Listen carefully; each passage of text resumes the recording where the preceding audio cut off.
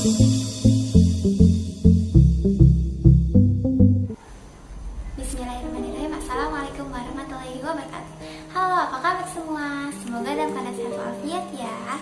Perkenalkan, nama saya Radika dengan NIM 1111803000048 dari Pendidikan Fisika 2B.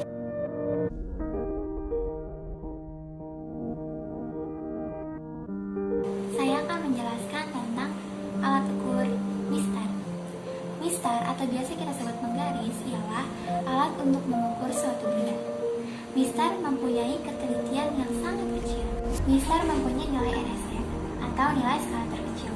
NST adalah jarak antara dua skala yang saling berdekatan. Mistar mempunyai skala sebesar 1 mm atau nilai ketelitiannya itu ialah setengah dari NST, 0,5 mm. Mistar digunakan untuk mengukur benda-benda yang berdimensi kecil. Contohnya, misalnya kita mau mengukur buku, tapi mistar itu juga mempunyai panjang yang berbeda-beda. Ada yang panjangnya 15 cm, ada yang panjangnya 30 cm. Ada juga panjangnya yang lebih dari 30 cm, bisa 50 dan lain sebagainya. Bentuk mistar juga berbeda-beda. Yang saya contohkan seperti ini berbentuk seperti ini dengan panjang 30 cm. Cara menggunakan mistar, misal kita mau mengukur panjang dari HP kita.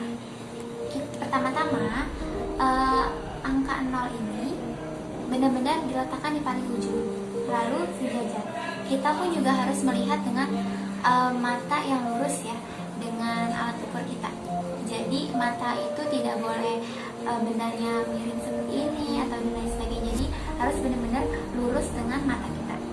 Lalu nolnya itu benar-benar di paling ujung sekali. Selanjutnya kita melihat ujung dari yang kita ukur. Misal saya mengukur HP, dia itu memiliki panjang sebesar 12,5 cm.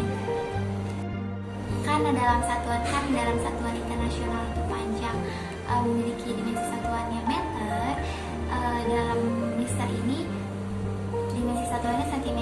Jadi kita harus konversi satuan dari cm menjadi meter. Sekian informasi mengenai mistar, semoga dapat bermanfaat. Pada praktikum momentum terdapat 5 tujuan. Yang pertama, dapat mengetahui hukum konservasi momentum. Yang kedua, dapat menentukan tumbukan elastis dan tidak elastis. Yang ketiga, dapat mengetahui konsep momentum linier. Yang keempat, dapat menentukan persamaan dari momentum dan impuls.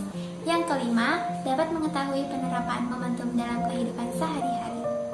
Hipotesis pada praktikum kali ini ialah semakin besar jarak, maka akan semakin besar nilai kecepatannya. Atau semakin lama waktu yang dibutuhkan, maka akan semakin kecil nilai kecepatannya. Mengapa?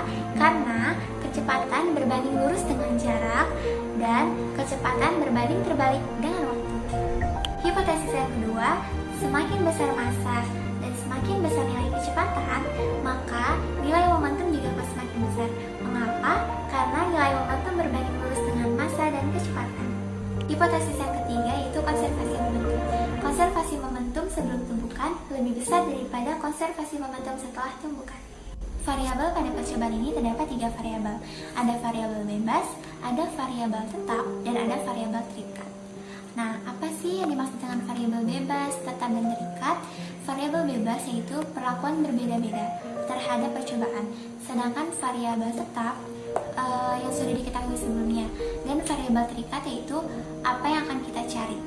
Variabel bebasnya itu jarak dan keadaan benda. Pada praktikum momentum, kita melakukan 2 percobaan, yaitu perbandingan pada masa yang sama dan perbandingan pada masa yang berbeda. Lalu dari masing-masing percobaan kita melakukan 2 perlakuan. Pada perlakuan pertama, bendanya sama-sama bergerak, sedangkan yang kedua, salah satu bergerak dan yang satu diam.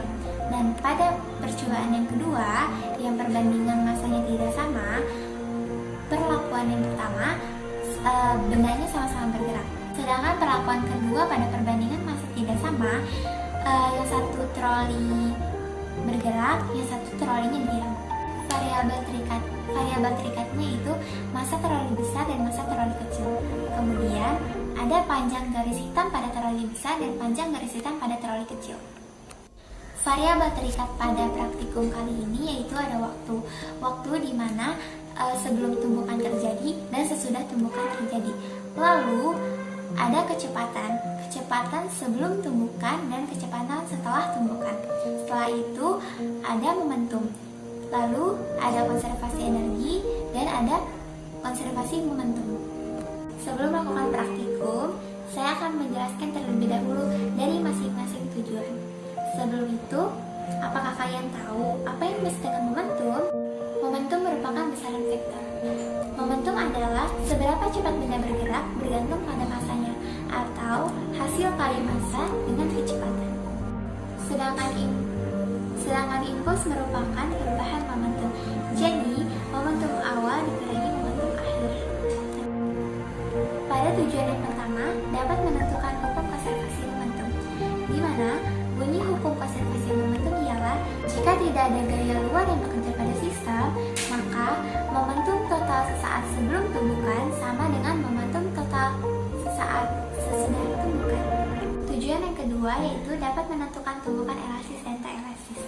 Menentukan tumbukan elastis dan tak elastis dapat diketahui dari keadaan akhir sesudah tumbukan terjadi dan dapat dilihat dari nilai koefisien restitusi. Tumbukan elastis merupakan tumbukan di mana nilai energi kinetik total sesaat sebelum tumbukan sama dengan nilai energi potensial sesaat sesudah tumbukan. Jadi, nilainya akan terkonservasikan. Sedangkan tumbukan tak elastis adalah tumbukan di mana sebagian energi kinetik awal akan berubah menjadi bentuk-bentuk energi lainnya. Sehingga nilai energi kinetik akan terkonservasikan. Semisal energi termal atau energi potensial. Sehingga energi kinetik setelah tumbukan akan kurang dari energi kinetik total sebelum tumbukan atau energi tidak terkonservasikan. Atau tumbukan di mana energi kinetik tidak terkonservasikan. Pada tumbukan terbagi menjadi 3. Ada tumbukan lenting sempurna, ada tumbukan lenting sebagian, dan ada tumbukan tidak lenting sama sekali. Pada tumbukan lenting sempurna, seluruh energi kinetik terkonservasikan. Pada tumbukan lenting sebagian, energi kinetik terkonservasikan sebagian oleh panas, bunyi, dan sebagainya. Sedangkan pada tumbukan tak lenting sama sekali, energi kinetik tidak dapat terkonservasikan sama sekali. Pada tujuan selanjutnya, dapat menentukan konsep momentum linier. Momentum linier dapat dihasilkan dengan cara hasil kali massa dengan kecepatan. Tujuan selanjutnya dapat menentukan persamaan dari momentum dan impuls. Persamaan momentum dan impuls dapat dicari dengan momentum P sama dengan M kali V. Sedangkan impuls I sama dengan M dikali Vt dikurang V0. Tujuan selanjutnya dapat mengaplikasikan konsep momentum dalam kehidupan sehari-hari. Penerapan konsep momentum dalam kehidupan sehari-hari bisa dari senapan. Ketika seseorang menembak dengan senapan, momentum senapan saat mundur sama dengan momentum senapan saat dilepaskan. Alat bahan yang kita gunakan pada praktikum momentum itu linear air track, blower, timer counter, glider, mistar, gerbang cahaya, dan neraca digital.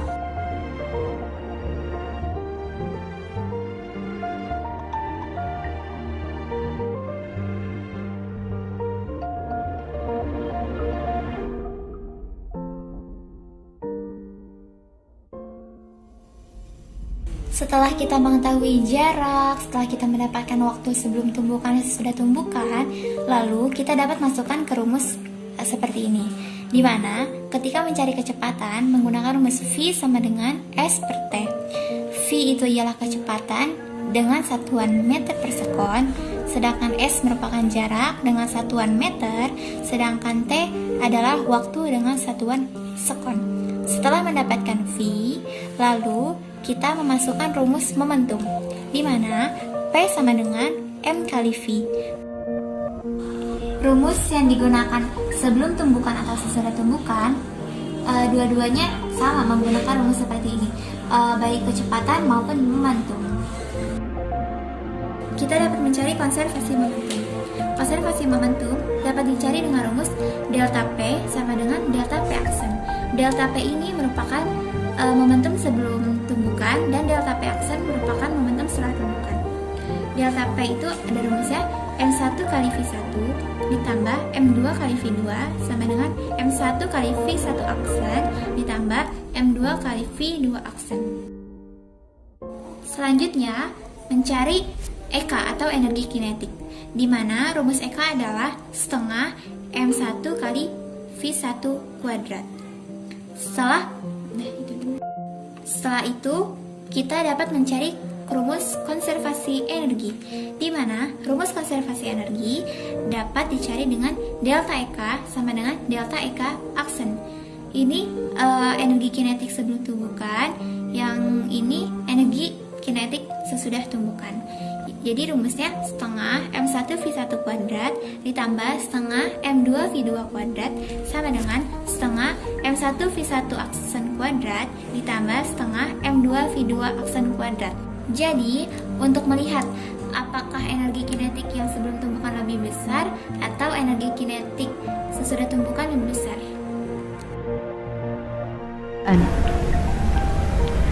Pada bagian introduction, pastikan elasticity bernilai 100%. Kemudian, klik more data. Atur massa bola 1 berwarna merah menjadi 3 kg. Dan massa bola 2 berwarna hijau menjadi 1 kg. Catatlah kecepatan kedua bola sebelum bola bertumbukan. Klik play untuk memulai simulasi percobaan. Kemudian, catat kecepatan setelah bola bertumbukan.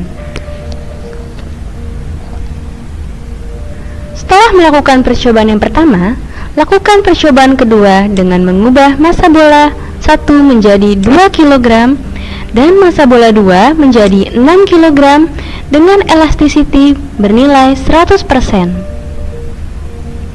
Catat kembali kecepatan kedua bola setelah dan sebelum bertumbukan.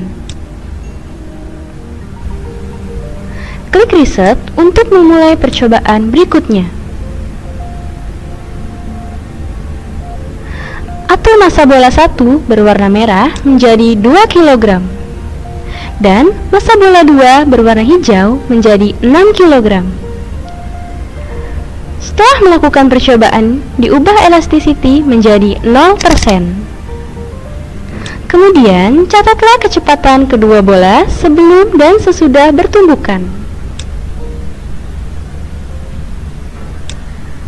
Setelah melakukan percobaan ketiga, lakukan percobaan keempat dengan mengubah massa benda 1 menjadi 3 kg dan massa 2 1 kg dengan elasticity menjadi 0%. Kemudian, catatlah kecepatan kedua bola sebelum dan setelah bertumbukan.